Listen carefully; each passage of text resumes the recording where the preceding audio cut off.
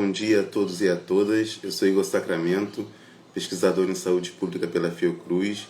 Estou com vocês aqui desde o início da pandemia da Covid-19, discutindo temas associados ao campo da saúde.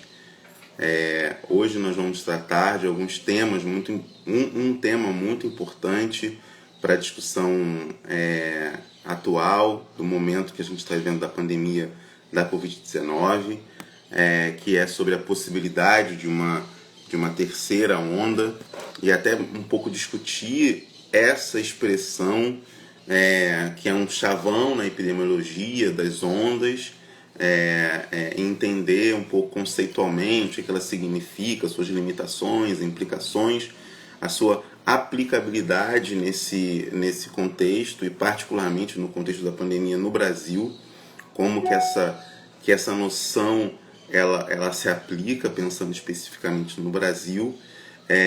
A gente tem vivido no país recentemente notícias muito tristes e muito devastadoras, né, em relação a recordes de mortes diariamente, números que passam a casa dos 3.000 mortos por dia em 24 horas, e segundo algumas previsões, prognósticos baseados em alguns modelos matemáticos, a gente pode estar entrando o mês de maio com 4.000 mortes por dia. Então, enquanto o mundo vive um momento de redução da pandemia, o Brasil vive um momento de crescimento muito grande dos números e dos casos de morte.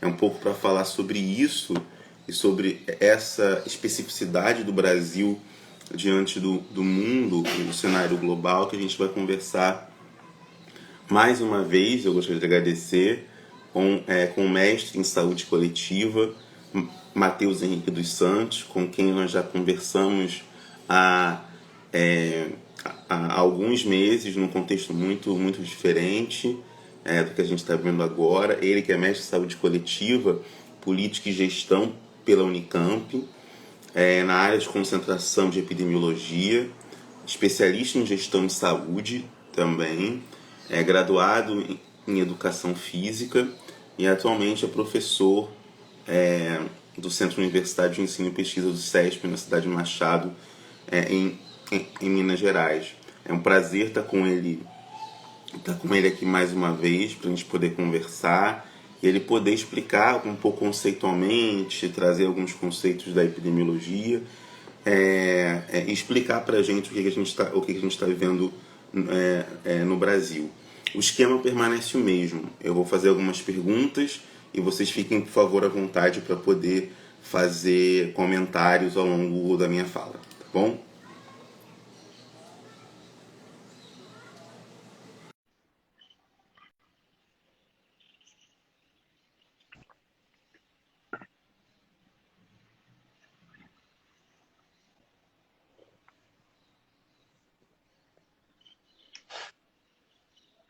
Matheus? Acho que eu estou vendo uma parede. Acho que sua câmera está invertida. Hum, Pronto. Pronto. Tudo bem? Bom dia, como é que vai, Igor? Tudo bem? Bom dia, tudo bem? Como é que vai? Em primeiro lugar, obrigado por ter aceitado participar mais uma vez. Acho que há mais ou menos, há quase 6 meses, 4 meses mais ou menos, a gente se falou e conversamos aqui num outro Foi. contexto da própria pandemia. Agora a gente está no contexto que eu sinceramente não imaginava que fosse piorar tanto, né? Em termos, não poderia imaginar que fosse piorar tanto, mas a gente está vivendo num contexto, no Brasil especificamente, muito pior. Então, antes, assim como esse vídeo vai ficar registrado, e para quem não não conhece você, você queria que você falasse primeiro um pouquinho da sua trajetória. Eu fiz um breve resumo, né, falando do seu mestrado em saúde coletiva, política e gestão, especificamente na área de epidemiologia, carinhosamente por nós chamada de epidêmio. Queria que você falasse um pouco sobre essa sua formação e a formação em educação física, né, que é a sua graduação, e também você se insere nessa relação entre educação física e saúde coletiva, epidemiologia. são seus principais focos de estudo. Queria que você falasse um pouquinho da sua trajetória e a gente passar a conversar sobre o contexto que a gente está vivendo agora, que é muito preocupante. Bom, primeiramente, eu pedir desculpa aqui pelo cenário, que eu estou numa unidade de saúde que a gente não tem uma internet muito legal, então eu tive que vir aqui pro carro. Talvez pode ser que deu uma caída na rede, mas aí eu te pergunto de novo, ou você me avisa que caiu. Mas acho que não vamos ter grandes problemas, não. Bom dia para todo mundo que tá aí assistindo. A gente teve mesmo essa oportunidade de conversar, né, numa live alguns meses atrás, e realmente não tinha a menor condição de imaginar que a gente ia estar falando aqui em possibilidade de 4.000 mortes por dia, né? Não passava na nossa cabeça naquele momento.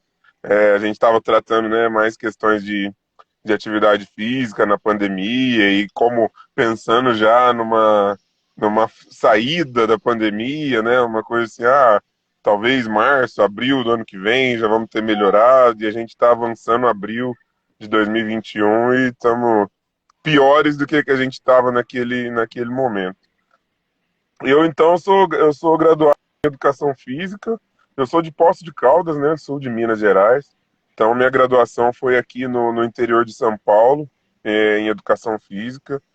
Tive uma experiência, assim, de esporte na infância e adolescência, então quis seguir esse caminho para continuar na vida esportiva, e acabou que os rumos me levaram para outro caminho, e eu vim trabalhar na área da saúde.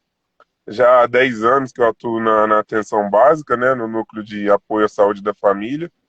E aí, a partir daí, eu comecei a mudar um pouco o enfoque da carreira, dos planos e tudo, e fui fazer o mestrado em saúde coletiva, política e gestão em saúde na Universidade Estadual de Campinas, que fica próximo aqui à minha cidade. E, a área de concentração foi a epidemiologia, né, que a gente associou a prática de atividade física a diversos fatores, principalmente saúde mental. E é uma coisa que a gente tem discutido muito hoje em dia, né? Então, desde então, eu tenho trabalhado mais nessa área, com as pesquisas e com o meu foco de estudo, e hoje também estou atuando, além, né, da atenção básica, estou atuando no ensino superior em duas instituições aqui da região.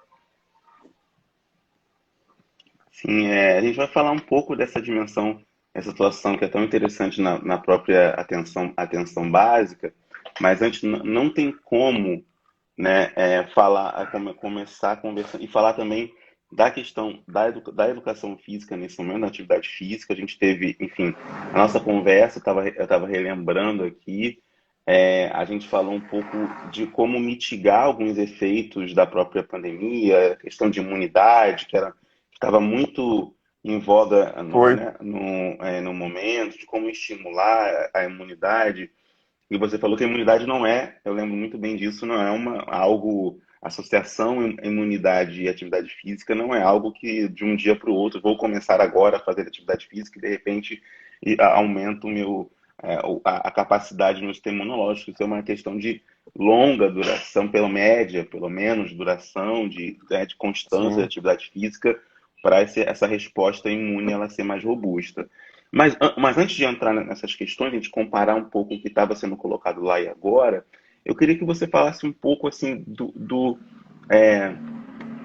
sei que é uma pergunta chata, mas assim, por que nós estamos aqui, né? Acho que essa pergunta que eu faço para todos os meus colegas epidemiologistas, que têm essa formação, o que nos fez chegar até aqui, né? E como você, além de epidemiologista, trabalha com política e gestão em saúde, eu queria que você respondesse um pouco sobre isso, que assim, o que você vê em termos das políticas públicas, seja no nível federal, estadual, municipal, o que você observa que nos faz chegar aqui nessa situação tão catastrófica nesse momento? Se pudesse fazer uma análise de conjuntura desse momento que a gente tá vivendo, e também, se puder, qual é a forma, né, que a gente pode sair dele? Então, o que que a epidemiologia faz, né, Igor? A epidemiologia trata de investigar causas, né, de doenças, de doenças prevalentes, avaliar causas, quantificar, né, o número de casos em determinadas regiões e, a partir daí, a classificação. Então, quando a gente tem um surto, né, de alguma doença numa pequena região, ele é chamado surto porque é uma região pequena, concentrada em determinada localidade. E aí, quando a gente vem para vários surtos em diferentes regiões, né, dentro de um país, a gente chama de epidemia. Então, como já tivemos várias e temos Uhum. epidemias que vêm e vão, temos epidemias fixas, inclusive, como a dengue. Então, a epidemia já é uma questão de vários surtos ao mesmo tempo em regiões diferentes. Quando a gente tem várias epidemias em diversos países ao redor do mundo, a gente chama de pandemia. E é o momento que a gente está agora, né?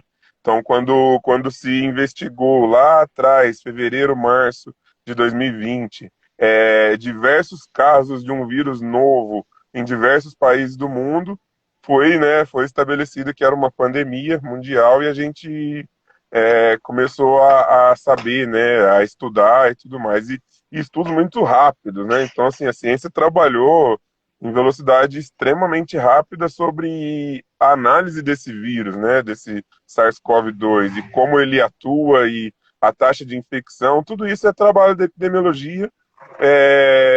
E aí entram outras ciências, né, como a imunologia e vários outros, para tratar, né, da velocidade, da taxa, do comportamento do vírus dentro do organismo. E aí a gente começou a trabalhar muito em cima disso. Aí o que acontece? A ciência estabelece, então, as maneiras de se combater, de se tratar, né? Bom, esse é um vírus que se transmite pelo ar, né? Se transmite por gotículas, por aerossóis. Então, a maneira correta de se proteger, como a gente ainda não tem um medicamento eficaz, não tem uma vacina pronta, é distanciamento, né, social, evitar aglomerações, o uso de máscara para evitar esse contágio, porque o contágio está pelo ar, o Covid basicamente pega pelo ar. Até no início tinha indicação de contato com objetos, né, com é, superfícies, mas que ao longo da pandemia os estudos foram trazendo que muito pouco se contamina através de contato, né? O grosso da contaminação está no ar. E então, né, foi estabelecido e logo já se começou também os estudos relacionados à vacina, né? Foi assim, em tempo recorde, né? Nunca se viu uma velocidade tão grande de conseguir uma vacina, né, eficaz, como a gente já conseguiu várias aí ao redor do mundo.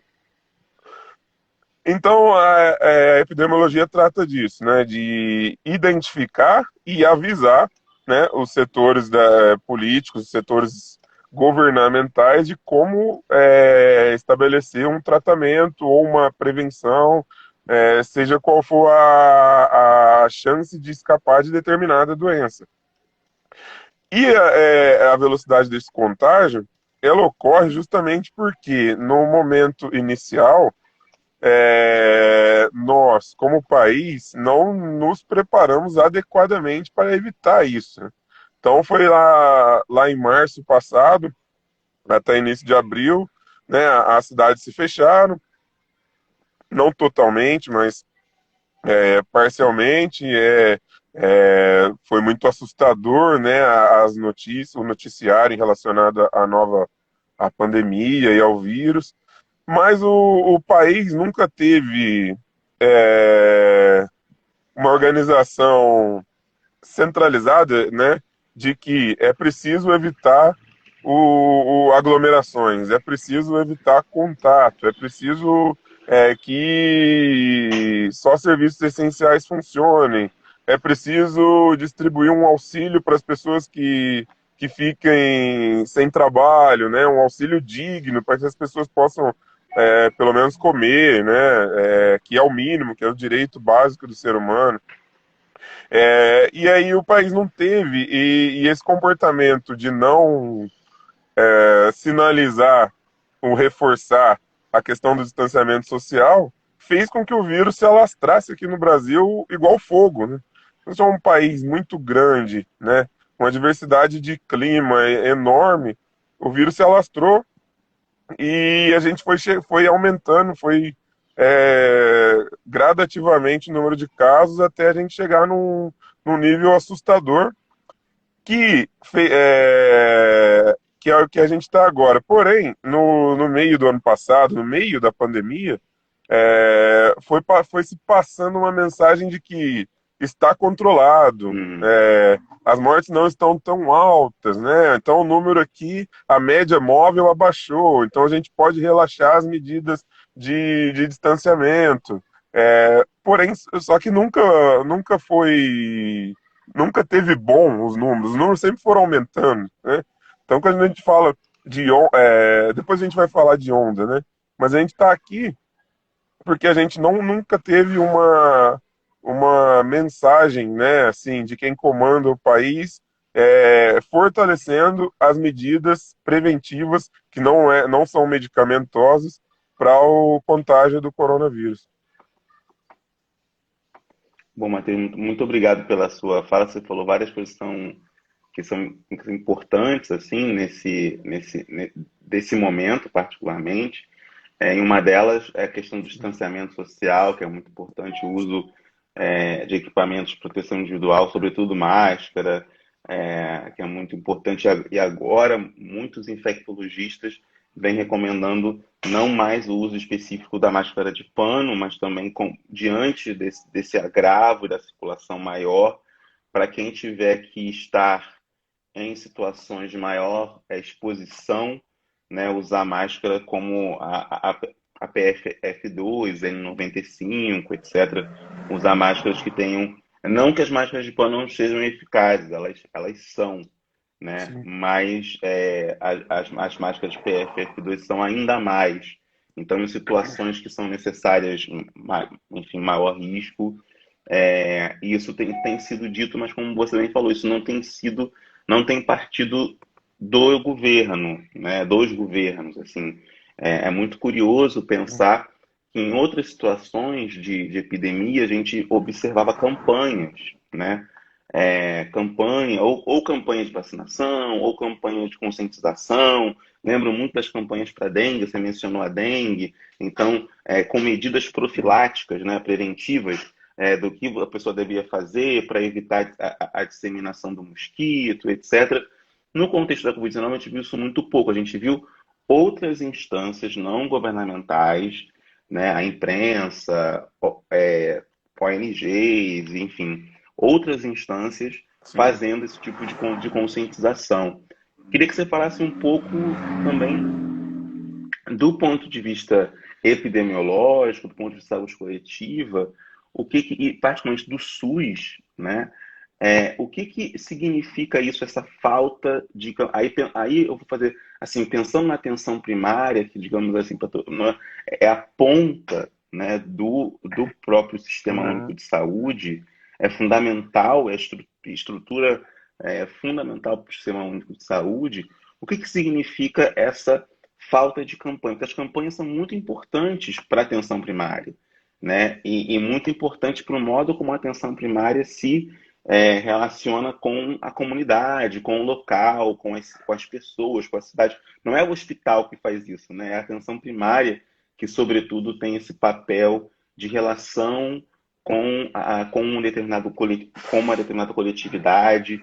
E ter campanhas é importante para isso, porque acaba, né, tornando esse espaço do posto de saúde, o centro de saúde, etc., tornando esse espaço um lugar de referência, né, para que as pessoas possam ir se informar, tirar dúvidas, né? Então, eu queria que você falasse o que significa, né, nos termos assim, do funcionamento, na gestão, do cuidado com a saúde, não ter uma campanha tão estruturada de enfrentamento da Covid-19 no Brasil.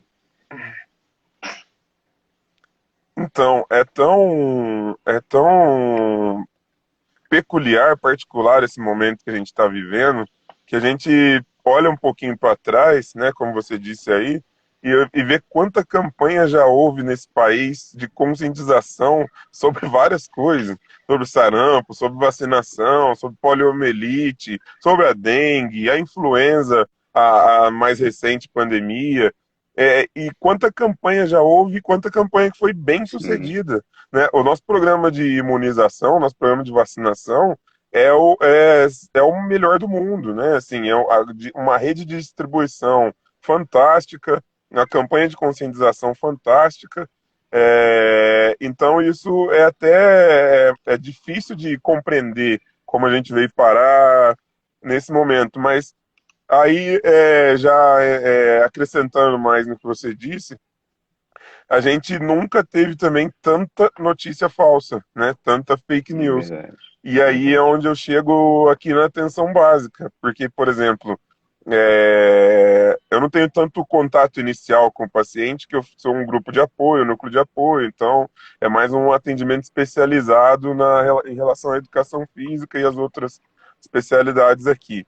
Mas a gente vê que tem muito profissional da saúde que fica em dúvida em relação à orientação, mas não fica em dúvida sobre como orientar.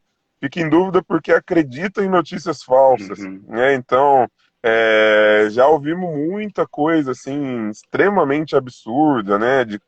Como vacina com chip, né? Um vírus que foi enviado para exterminar a população, um vírus que não existe, que é coisa política. Então, isso uhum, tudo jogou muito para trás, né? Remou muito contra toda essa parte de conscientização que é papel da atenção básica. Então, a pessoa chega na unidade de saúde para um primeiro atendimento, não tem uma campanha aqui, né? Igual teve várias de cartazes, né? Uma campanha visual, uma mobilização profissional e tudo mais, né? Então, muita gente já chega com um conceito adquirido através de notícias falsas, né? Então já chega falando que mas não é, com seu próprio diagnóstico, né? Ou com o próprio tratamento que ela quer receber depois de determinado diagnóstico, enfim. Então a falta que faz essa campanha, ela é extremamente absurda, ela é extremamente prejudicial para o trabalho da atenção básica, porque é uma coisa que eu observo que é meio que enxugar gelo. uhum, Então, né, a uhum, gente fala uma coisa, né, incentiva determinada coisa, orienta, mas você não encontra curo onde você deveria encontrar, que são os órgãos maiores, né? Então, tem até uma questão municipal aqui, para dar de exemplo, que é mais recente, mas enfim, a gente teve uma reunião de toda a atenção básica com a gestão e foi passado que a cidade estava numa situação de relativa tranquilidade, que não era para se preocupar, que era para manter os atendimentos como estão, receber todo mundo, né, orientar.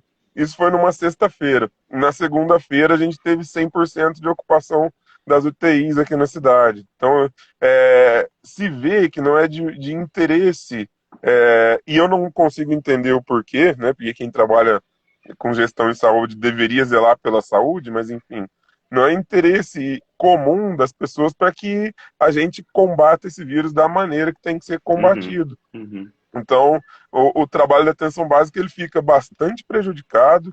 é, e, para mim, o ponto fundamental, desde o início que a gente acompanha, é a disseminação de notícias falsas, a desinformação e a falta de um centro de comando que oriente as pessoas, né, do perigo, da dificuldade, do que é ter uma cidade com 100% dos leitos de UTI ocupados, né, das alas ocupadas.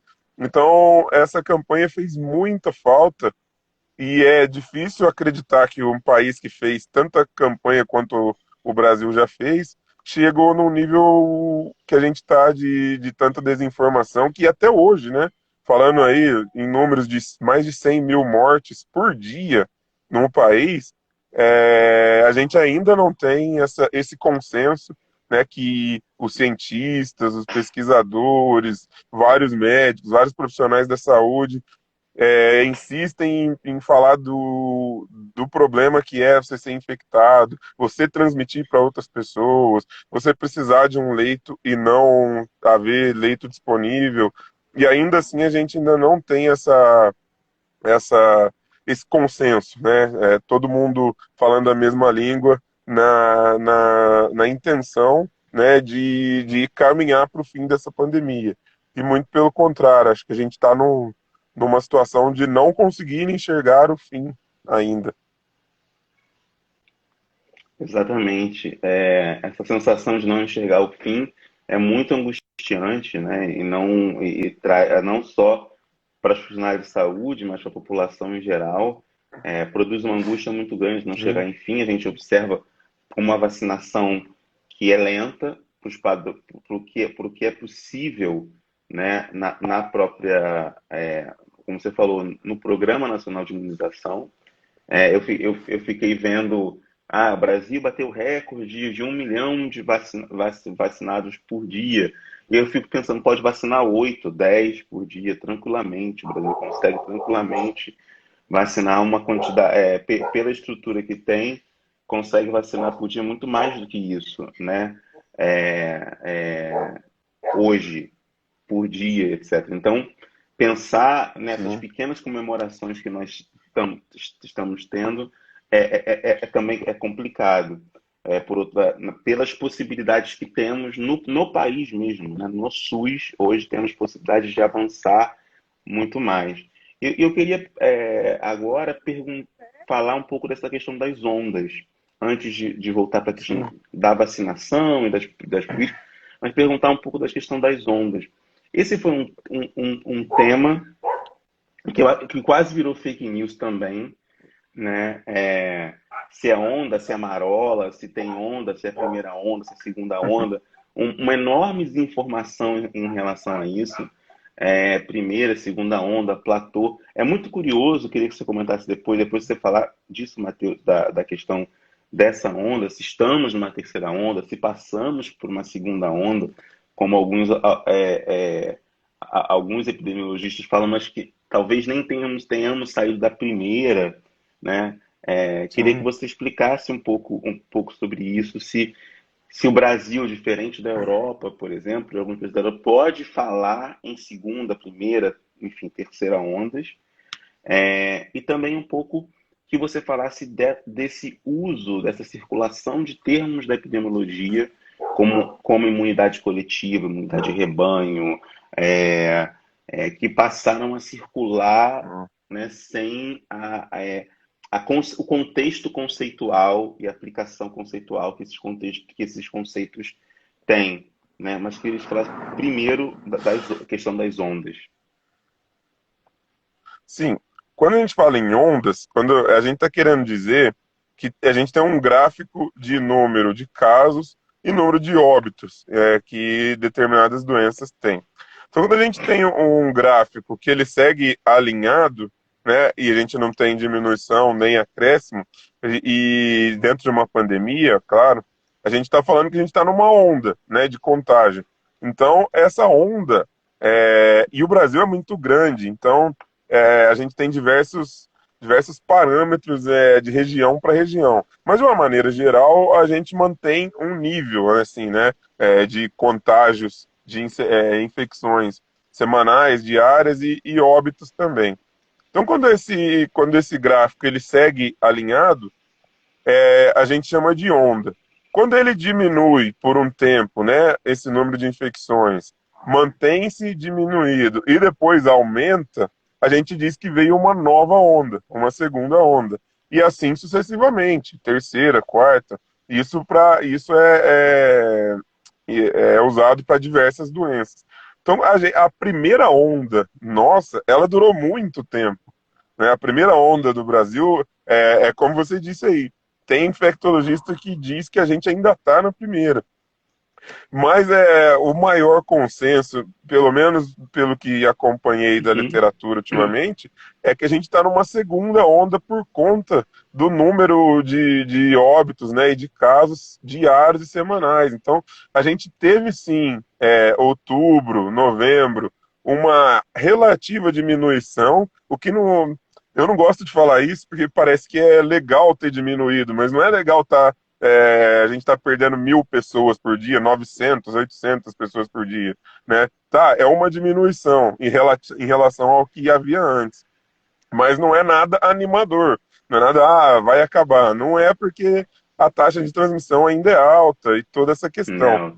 Então a gente teve sim no fim do ano uma baixa nesses gráficos, né? Então a gente teve uma oscilação para baixo, que a partir de janeiro, fevereiro principalmente, ela explodiu, né? Então a gente levou lá em cima de novo. Então a gente chama isso de uma outra onda por conta dos gráficos, né? Se a gente olhar um gráfico, fica fácil de entender. Então a gente fala que a gente está na segunda onda e alguns dizem que a gente pode ir ainda para uma terceira, que a gente está falando de um período curto agora de um lockdown, entre aspas, em diversos locais do país, né? Fechamento de algumas atividades, é, é, toque de recolher, né? Um horário que não pode permanecer nas vias, né? O comércio fechado. Então, a tendência, mas não é uma tendência muito forte, é que haja uma certa diminuição em pouco período e depois isso vai aumentar muito mais. Então tem hoje, inclusive, li um dado assustador, muito assustador, que a gente pode chegar em maio com 5.000 mortes por dia. Isso estabeleceria uma terceira onda aqui no país, que é o que está acontecendo na Europa. Na Europa a gente pode falar de onda, né? Você citou aí a Europa. Teve lockdown importante, né? Teve fechamento total, né? Inglaterra, Portugal. A gente viu lockdown muito eficiente, que diminuiu muitos casos e que depois, com o gradativo relaxamento desse lockdown, foram aumentando de novo, e aí se chamou de segunda onda, e agora eles já estão na terceira em alguns locais da Europa.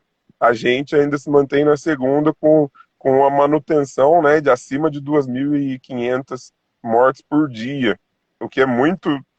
Eu sempre repito que é muito triste ficar falando isso, não é interessante, não é só número, né? Sim. São pessoas, são famílias, então é complicado falar isso, mas a gente ainda está numa segunda e perto de subir para uma terceira onda por conta do aumento de casos.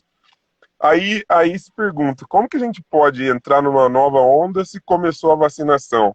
Você falou aí que a gente tem capacidade para vacinar 8 milhões por dia, e tem, tranquilamente. Os Estados Unidos estavam vacinando 1 milhão por dia desde da transição do governo lá, né? Uhum. E hoje, e essa semana, eles já estão vacinando acima de 16 anos de idade. O que é utópico pensar nisso aqui nesse momento para a gente, infelizmente, né? A gente ainda. Vários locais agora que estão baixando de 70 anos, muitas primeiras doses, ainda não tem segunda dose. Então, como a gente pode aumentar, tá entrando em novas ondas se tem vacinação já? Pelo fato de que a transmissão é muito mais rápida que a vacinação. Então, por hoje, a Sim. gente não pode afirmar que a vacinação garante uma estabilização, uma estabilidade nos casos, porque a transmissão é muito mais rápida. Então, enquanto eu estou vacinando eu tenho 50 mil novos contágios. Então não tem, é muito desigual essa diferença. Então a gente ainda não pode contar com grande imunização, né? Aí foi se falado também em imunização de rebanho, lá atrás, e muita gente usou isso de uma maneira maldosa, né, para dizer Uhum. que se fosse contagiado, né, se 70% da população fosse contaminada, o vírus acabava logo, né? Teve isso, né? Até de órgãos oficiais aí, de pessoas influentes aí. Então, é muito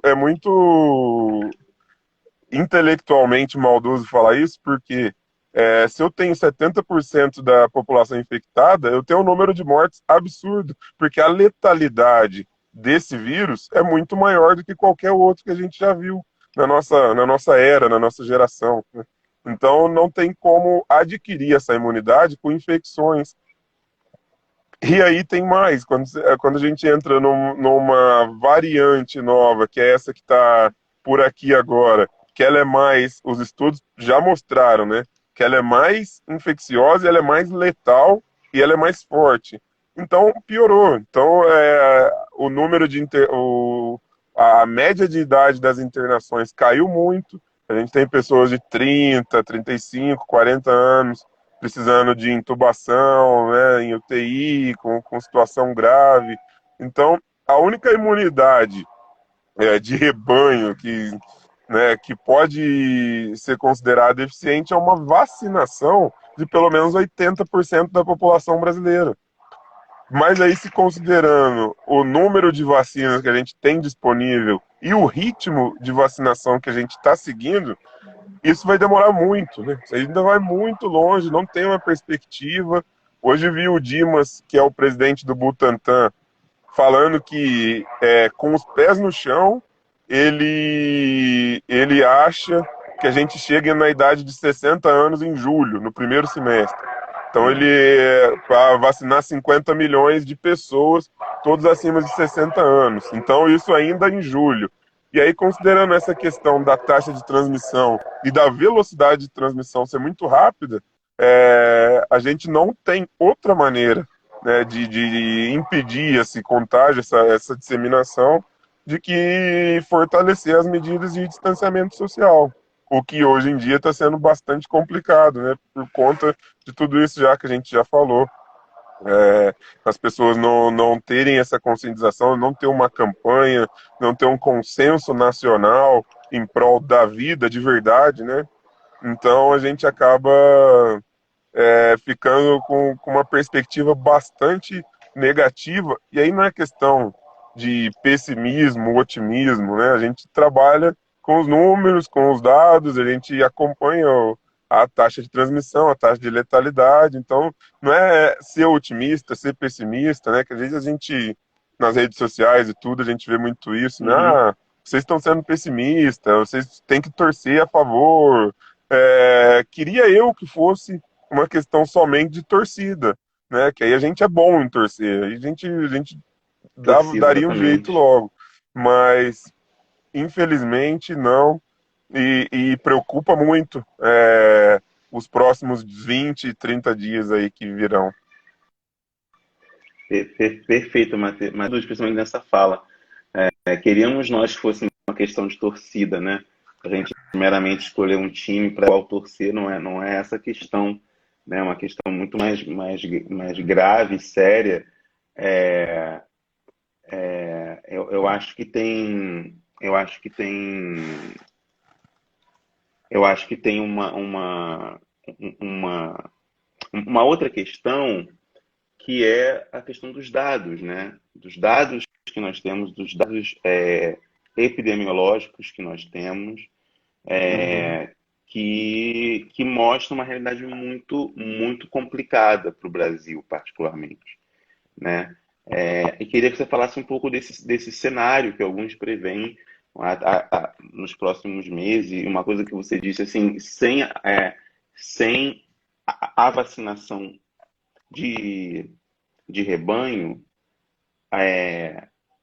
que aí eu gostei dessa expressão, a vacinação que tem que ser de rebanho, a imunização que a gente quer é a imunização em massa, né? E não a livre transmissão do vírus, porque isso pode levar muitas e muitas pessoas à morte e enlutar e provocar o sofrimento e a desestruturação de muitas famílias, né? E não é isso que a gente quer. A gente trabalhando com a saúde, a gente quer a preservação da vida, a gente busca qualidade de vida, a gente busca segurança das pessoas, e o bem-estar físico, emocional, social, cultural, etc. Essa é a nossa preocupação como profissional de saúde, fundamentalmente.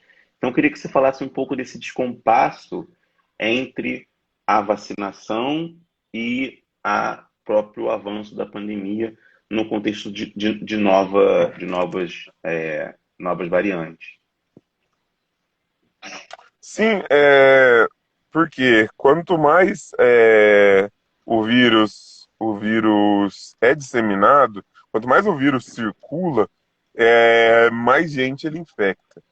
E os vírus, eles têm esse comportamento, isso é um assunto mais do pessoal da infectologia e tudo mais, mas o vírus, quanto mais ele infecta pessoas, ele vai encontrar certa barreira da pessoa que já foi infectada. Então, o que, que o vírus ele vai pensar? Eu preciso me fortalecer para conseguir ganhar esse organismo aqui de novo. Então, daí vão surgindo as variantes. Então, foi o que aconteceu lá em Manaus. Manaus teve uma infecção absurda, descontrolada, né? De mais de 70% da população do estado do Amazonas foi infectada. E aí o vírus teve que se. O vírus que era, né? O vírus era um carinha, Uhum, né? Magrinho, andando sozinho, que estava tocando nas pessoas e infectando. Quando ele viu tanta gente assim, com alguns anticorpos, ele teve que se fortalecer. Então ele foi lá e virou uma gangue de bombadão querendo ir pegando todo mundo. Então ele precisou ficar mais forte para poder infectar mais gente de uma maneira mais agressiva. E aí é onde surgem as variantes. Essas variantes surgem em outros vírus também, né? Inclusive o da influenza. É por isso que a vacina da influenza é administrada anualmente, né? Por conta dessa variação, dessa sazonalidade também. Mas aí o vírus teve que se fortalecer para criar uma variante mais letal e mais infecciosa para poder dar conta de infectar mais pessoas, porque quanto mais ele se disseminar, é melhor para ele. São assim que os vírus se comportam, né? É assim que eles se comportam. E aí, justamente por isso que em relação a dados epidemiológicos, fica muito preocupante pelo que a gente comentou aqui na última fala. Então, se a vacinação é muito lenta, né, e não consegue dar uma imunidade verdadeira, né, para a população toda, essa disseminação vai continuar. Pode ser, e isso é provável, que surjam novas variantes ainda mais fortes, já que a taxa de transmissão é muito alta. Então, o vírus precisa se fortalecer uhum. para infectar mais gente. Então, há possibilidade grande de surgirem novas variantes. A questão de tratamento precoce, né, medicamentoso, é preocupante, porque ela pode surgir outros problemas de fígado e várias outras questões que vão demandar também serviço de saúde, né? Então, aí a gente entra no aumento de outros dados também, né? Em relação à necessidade de internação e tratamento. Então, a preocupação é justamente essa. Se a gente não barra a transmissão através do distanciamento, ele vai continuar sendo transmitido e ele vai se fortalecer para poder contaminar mais pessoas. E daí é que surgem novas variantes, daí é que aumenta a letalidade, diminui a faixa etária, por conta de sistema imunológico não dar conta de combater, né, as variantes que vão se fortalecendo. Então, a preocupação em relação a dados é justamente é, a morte de cada vez mais brasileiros, né, de cada vez mais famílias sofrendo por conta disso. Uhum, E o que vai ficar para depois, que é também muito assustador, né? exatamente. E aí a gente vai ficar assistindo e convivendo com um conjunto muito grande de maior caso de morte, maior caso de pessoas Sim, enlutadas e sofrendo pelas perdas. Eu tenho ouvido cada vez mais relatos nessa segunda onda, concordando com você, de pessoas muito próximas, né, que estão perdendo parentes ou que estão tendo complicações, etc. Ainda mais, e eu tenho ouvido muito das pessoas, ainda mais do que antes. E aí, quando eu escuto essas falas, eu fico pensando assim que tem uma nova forma de relação com a verdade que as pessoas têm, né? Embora os dados estejam mostrando, né, a situação epidemiológica gravíssima, catastrófica, crítica que a gente está vivendo, né, e que fazem que alguns países entrem em lockdown com um número muito menor de mortes que o nosso, como, sei lá, Portugal, com menos de 300 mortes, ele entrou em lockdown, por exemplo, Austrália, e outros países tiveram o próprio Reino Unido, etc., tiveram essa experiência. E aí eu fico pensando, por outro lado, que essas falas que eu escuto são muitas falas da própria experiência pessoal, assim. Então, as pessoas Sim. passam a acreditar, né, menos no dado epidemiológico, estatístico, baseado em evidência, em pesquisa, etc., mas na sua experiência. Eu estou vendo aqui que o parente ou amigo de não sei quem está passando. O que que, o que que você, aí como pesquisador, cientista, professor, como é que você vê essa nova forma de relação com a verdade e particularmente com a verdade em saúde? Eu acho que esse é um tema que me pareceu muito presente ao longo da pandemia da Covid-19, que é a questão da factualidade, né? Não só as fake news, mas a da factualidade. Gente, é fato, está acontecendo, está assim, baseado nisso. E duvidarem dos próprios fatos, da comprovação desses fatos a partir dos dados. Queria que você falasse um pouco disso, assim, e como você vê, se você vê saídas em relação a isso.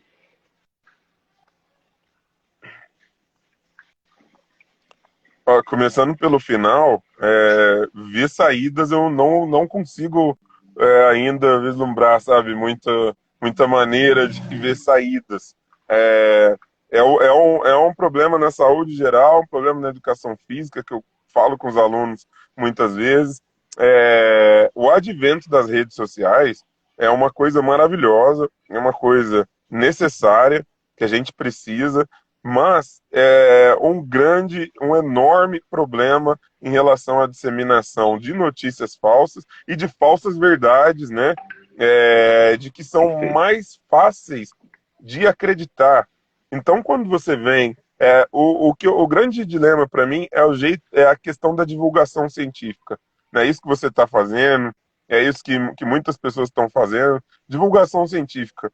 Como atingir as pessoas nesse sentido, para que as pessoas acreditem em fatos, né? Em questões factuais, comprovadas, estudadas. Então, para mim, esse é o X da questão. Como a gente vai fazer para se comunicar novamente com a população e fazer com que a Uhum. população entenda, né, da importância, né, da gravidade de diversas situações. Né? A gente está falando de alimentação, de atividade física, de doenças, de medicamentos, é, de epidemias e pandemias e transmissões. Então, é difícil pensar numa saída, porque para você ler um artigo, para você ler uma palavra de um pesquisador, geralmente são textos, são gráficos, são números, são percentuais, são entrevistas, e que é muito mais fácil você pegar uma foto pronta que você recebe no WhatsApp e falar que aquilo é uma verdade. Porque as pessoas que disseminam notícias falsas e falsas verdades, elas têm uma habilidade, né? Elas têm uma facilidade de comunicação. Então é uma coisa resumida, sintetizada, chamativa e que chega no WhatsApp das pessoas, né? Então talvez as pessoas para acessar um site, um YouTube, aí o plano, o 3G não alcança, né? A rede é ruim, mas o WhatsApp todo mundo tem. O WhatsApp as operadoras dão um pacote gratuito, dão isso e aquilo. Então, o WhatsApp todo mundo tem. Então, para mim, a chave está justamente nessa ferramenta de comunicação, porque é onde chega para as pessoas, onde chega fácil, né? E vai fazendo com que aconteça isso aí que você comentou agora há pouco. Todo mundo vai falando de terminologias epidemiológicas, né? Como se fosse expert no assunto, como se, né, se fosse a coisa mais básica do mundo, de imunidade, né? De imunologia. Então todo mundo estava questionando porcentagem de eficácia da vacina, sendo que a gente tem outras Uhum. vacinas com a mesma eficácia que a gente toma a vida inteira e aplica nos nossos filhos e nunca ninguém questionou. Não é porque não se deve questionar, se deve questionar. Ciência é feito disso, né? De questionamento, né, de estudo, de resposta, de teste e reteste. Isso é a ciência. Mas que seja feita com método, né? Que seja feita com métodos estabelecidos, com estudos potentes, fortes, né? Então, a gente tem esse grande problema que eu, infelizmente, ainda não, eu penso isso semanalmente, diariamente, né? Ainda mais a gente que atua como professor e precisa, né, ter uma didática e ensinar, mas brigar com as redes sociais anda muito complicado para falar de fatos, porque a impressão que dá é que ninguém quer ouvir, ninguém quer ler, né? As pessoas querem pegar ali o que está mais fácil, mais resumido, e não saber se é verdade, não procurar uma fonte segura sobre aquela informação, e ainda rebater o cientista que estudou muito para trazer aquele dado, né? Apenas com a mensagem instantânea recebida. Então, esse é um grande problema. Falo da nossa área especificamente por conta de. Hoje tem muita gente, né? A gente falou disso também, Rapé, na primeira live, Muita. na rede Foi, social, foi. passando exercício, passando dieta e tudo mais. Então fica muito Muito. mais fácil, né, para quem consome, porque eu vou chegar naquele corpo dela, naquele corpo dele, e não preciso aqui passar por tudo que esse professor está falando, que esse personal está falando, todo esse método, ele está me falando que vai devagar, a blogueira falou que em 3 meses eu consigo.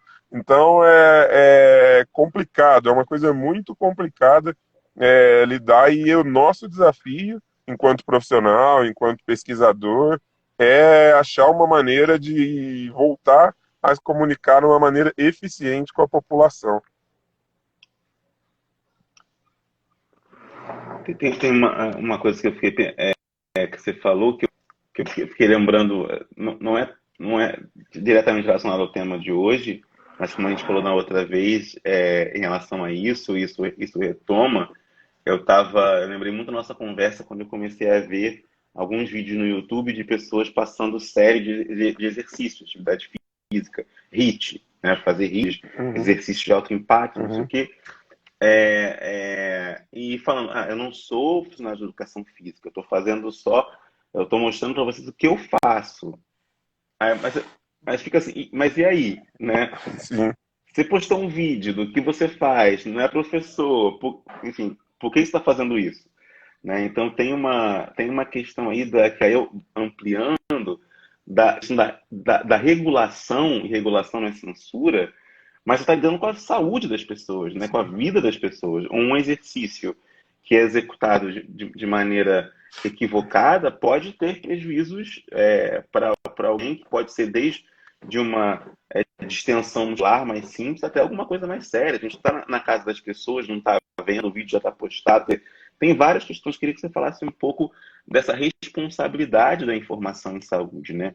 A responsabilidade, para a gente encerrar Isso. assim, a conversa. Isso vai da atividade física também à prescrição. Tomei um remédio tal para Covid, mas não tem comprovação, mas não sei quem lá disse. Quer dizer, não são questões tão diferentes assim, eu tenho achado, Matheus. Acho que Não. elas são mais próximas assim de uma coisa, de uma irresponsabilidade em relação da informação com a saúde, né, de uma ética com saúde, etc. E tal, particularmente de, eu vi isso daqui, posta aqui, não tem evidência, mas deixa para lá. Quer dizer, então tem uma questão aí que eu acho que, se quiser explorar um pouquinho isso. As pessoas no Google, né? O mais famoso aí, site de pesquisa, e encontram a bula do medicamento, os efeitos do medicamento, e se automedicam e se autodiagnosticam, né? Então, eu tenho isso, vai lá, escreve lá da maneira que está se sentindo, tem 1 milhão de respostas, pessoas estão iguais e tudo, e aí acha o medicamento. Então, para todo mundo, né? Inclusive até a medicina tem que lidar com essa questão, né? Com essa disputa, digamos assim. Então, vai da responsabilidade de quem dissemina, mas na maioria dos casos, os profissionais das áreas, né, que fazem de uma maneira séria. Só que tem quem não é Uhum. profissional e se aproveita da situação para poder ganhar, lucrar com isso, né? Então, se eu tenho muito personal trainer, por exemplo, que está fazendo live, indicando, atendendo virtualmente, mas tem muita gente que só é uma pessoa com um Exato, corpo aceito pela sociedade fazendo atividade, e aí as pessoas seguem exato. e se influenciam e tentam fazer para chegar igual, mas tanto no caso da doença, quanto do medicamento, quanto do exercício, quanto da alimentação, a gente tem uma questão básica que é a individualidade biológica. Então, cada um é diferente entre si, né? A gente pode ter 1,70, 88 quilos, mas a gente é diferente, né? Cada organismo é diferente. Então, não tem como eu fazer a mesma alimentação que ele, que ela. Eu preciso que o nutricionista me indique, me Uhum, ajude, uhum, assim com todas as áreas. Se eu tenho uma dor de cabeça, o médico vai investigar de onde vem essa dor de cabeça, que para você pode ser diferente do que é para outra pessoa. Então, a maior questão é essa facilidade de todo mundo poder se comunicar nas redes sociais. E alguns têm umas estratégias, né, muito bem sucedidas de marketing e que acaba, né, arregimentando milhões, milhões e milhões de seguidores para fazer o que eles fazem sem responsabilidade nenhuma, né, porque eles não são profissionais das áreas e por isso eles não têm obrigação ética, não têm nada, não tem nenhum compromisso ético com a profissão, com nenhuma profissão. Então, cabe sim uma regulamentação disso por parte da internet, né, dos governos, porque e não é realmente, não é censura, mas sim regulamentação de quem fala, né, e não é difícil fazer, né? A gente vai entrar no uhum, aplicativo lá, a gente uhum. precisa tirar a nossa selfie, tirar selfie do documento, isso e aquilo. Exato, Então, não tem exato. dificuldade, não seria tão difícil falar, ó, você vai falar de exercício? Tá, você é profissional do movimento? Me mostra aqui. Ah, então pode falar. E aí, essa pessoa assume as consequências do que ela falou, com seu conselho de classe, né? E Exato. os meios cabíveis aí. Então, ô Igor, eu acho que a base de tudo é educação e educação em saúde, né, consequentemente. Porque se a gente tiver isso desde uma base, né, na escola, de informações, de busca de informações, de onde conseguir, né, de noções básicas de saúde, economia, política, é, parte de um projeto de país que se preocupe em deixar as pessoas mais bem informadas para que não aconteça tudo isso que está acontecendo agora, né? Então, acho que é uma coisa muito grande, muito maior para a gente pensar, para poder devagar, né, paulatinamente e fazendo com que as pessoas fiquem mais conscientes do que é informação verdadeira, do que é informação falsa, de meios de buscar informação. Então, acho que a gente precisa repensar muita coisa relacionado ao conteúdo, né, escolar e que a Uhum, gente uhum. pode ajudar para que no futuro e nas próximas pandemias que virão, a gente esteja mais preparado para poder enfrentar, para poder ter os meios, né, de enfrentar a pandemia, né, tanto por questão de informação, de em quem acreditar, em quem confiar, onde ir, o que fazer, né, para que a gente não fique à deriva, que é o caso do Brasil hoje, né, que a gente não sabe realmente para onde vai. A gente sabe que a tendência é piorar, mas a gente não sabe exatamente quanto, né? Então, para mim, tudo passa por uma questão Opa, de exatamente. informação, mas precisa vir de baixo, de base, né? Hoje em dia, lutar contra as fake news aí tá muito complicado. Bom, Matheus, queria, depois dessa fala tão importante que você trouxe aqui agora no final, da educação em saúde como fundamental, como base fundamental para a prevenção em saúde, para a promoção da saúde, cuidado em saúde é realmente fundamental e para evitar a disseminação das informações que são prejudiciais assim, à saúde, porque não são baseadas em evidência, não são de profissionais, às vezes que nem são profissionais do campo da saúde, que nem tiveram a fome, que nem podem se responsabilizar por isso, né, pelo que falam. Então, eu gostaria de agradecer Sim. imensamente pela sua disponível aqui essa live vai ficar disponível para quem quiser consultar ou enviar para amigos, para várias informações importantes, que a gente possa cada vez mais estar informado, baseamento na ciência. Matheus, Eu que agradeço novamente o convite, né? A gente queria estar falando de outras coisas, mas ainda estamos aí nessa luta. E desejo uma boa semana para vocês e bom trabalho, sucesso aí. Que a gente possa continuar firme no combate, né, na defesa do SUS, principalmente. exatamente. Que estejamos firmes na defesa do SUS, é ele que vai nos garantir certamente caminhos para sair desse momento tão trágico para a história do Brasil. Obrigado, Matheus, mais uma vez. Um abraço. Tchau, tchau, gente. Obrigado. Obrigado. Tchau, tchau.